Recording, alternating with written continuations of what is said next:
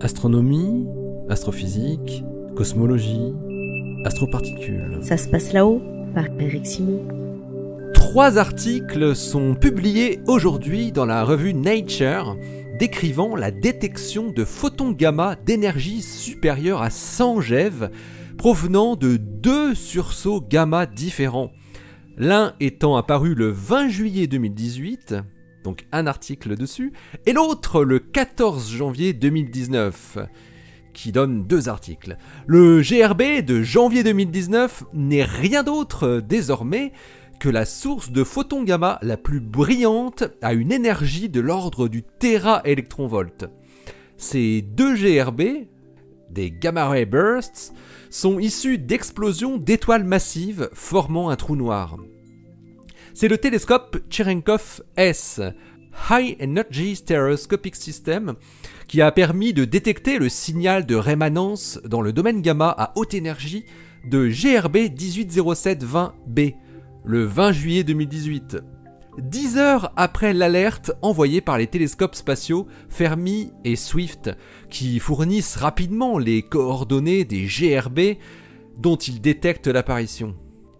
Ce qui leur arrive environ une fois par jour et même parfois plus.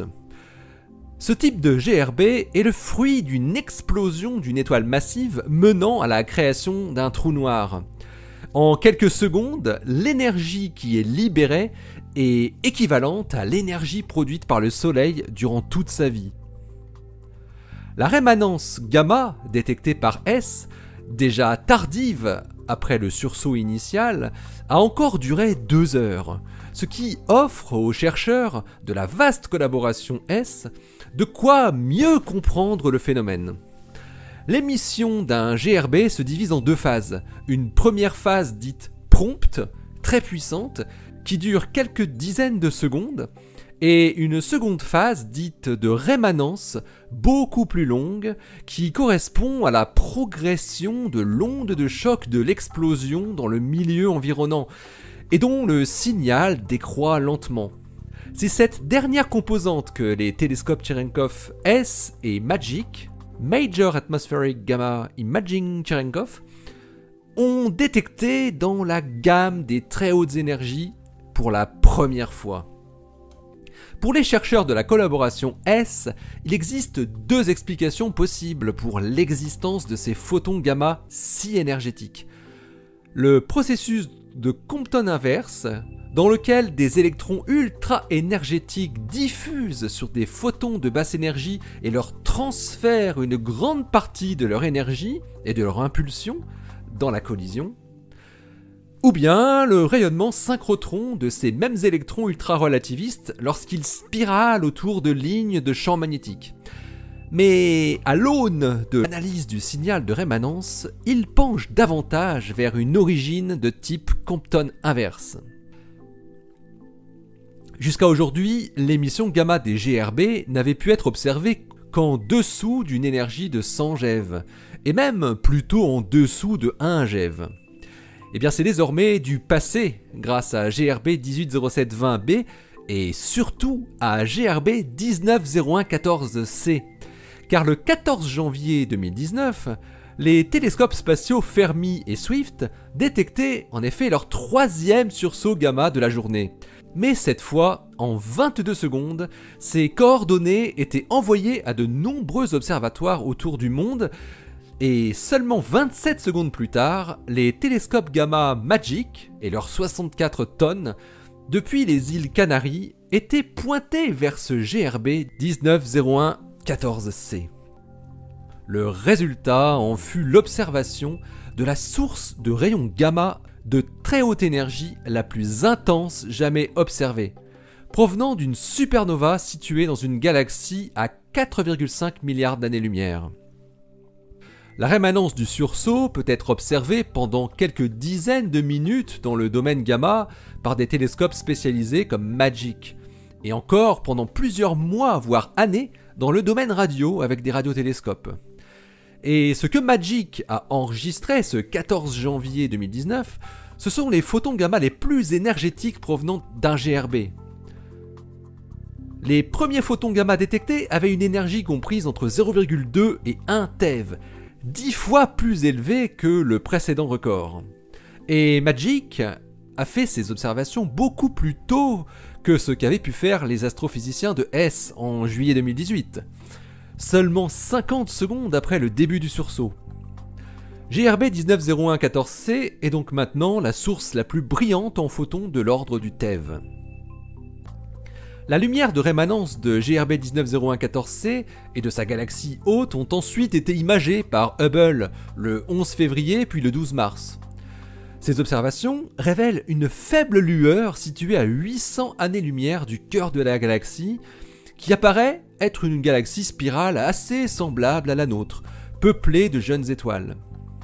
Et la rémanence du GRB a également été suivie dans le domaine radio, notamment avec le ATCA, le Australia Telescope Compact Array. Les chercheurs concluent à partir des caractéristiques des rayonnements observés que les photons gamma énergétiques n'ont pas été générés par l'explosion elle-même, mais bien par l'onde de choc induite sur la matière environnante par effet Compton inverse d'électrons accélérés dans l'explosion de la supernova. Une conclusion similaire à celle de S concernant GRB 180720b. Magic et S sont ce qu'on appelle des télescopes imageurs par effet Cherenkov atmosphérique. Ils détectent la très faible lumière Cherenkov qui apparaît dans l'atmosphère lorsqu'une gerbe de particules chargées très énergétiques et donc très rapide, plus rapide que la lumière dans l'air, traverse l'atmosphère. Ces particules en cascade étant elles-mêmes produites par les photons gamma ultra-énergétiques interagissant dans la très haute atmosphère sur les atomes d'azote et d'oxygène. Ces télescopes sont sensibles à des photons gamma d'énergie comprises entre 30 GeV et 100 TeV. Ces deux détections sont non seulement un grand succès pour les deux observatoires spécialisés qui attendaient depuis une grosse décennie leur première détection de GRB, mais aussi pour les modèles théoriques expliquant le phénomène GRB.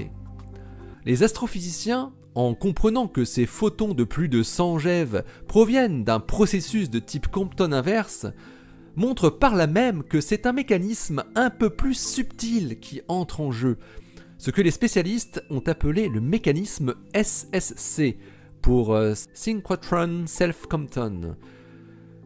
Les photons sur lesquels viennent diffuser des électrons accélérés en leur transmettant une grosse partie de leur énergie cinétique sont des photons qui ont été produits peu de temps auparavant par ces mêmes électrons, par rayonnement synchrotron.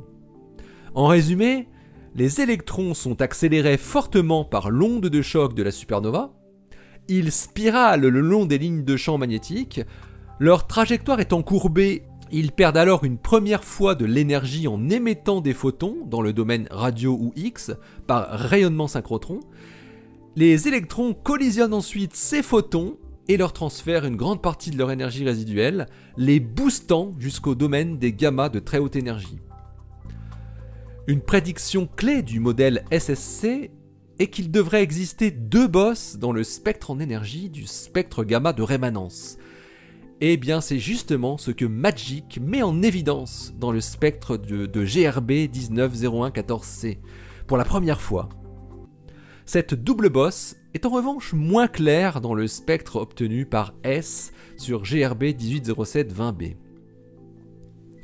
Maintenant que des photons de plus de 100 GeV ont enfin été détectés dans les GRB, ces détections pourraient devenir une routine dans le futur, notamment grâce à d'autres détecteurs Cherenkov comme HAWK au Mexique, ou les futurs prometteurs Cherenkov Telescope Array, le CTA, et aussi le Large High Altitude Air Shower Observatory, le grand détecteur chinois. Les articles des collaborations S et Magic sont donc parus dans Nature cette semaine. Le premier est celui de la collaboration S, s'intitule A Very High Energy Component Deep in the Gamma Ray Burst Afterglow. Ensuite, le premier de la collaboration Magic s'intitule Tera Electron Volt Emission from the Gamma Ray Burst GRB 190114C. Et le second a pour titre Observation of Inverse Compton Emission from a Long Gamma Ray Burst, par la collaboration Magic. Allez, d'ici la prochaine, portez-vous bien, restez bien les yeux vers le ciel et les pieds sur terre. Salut!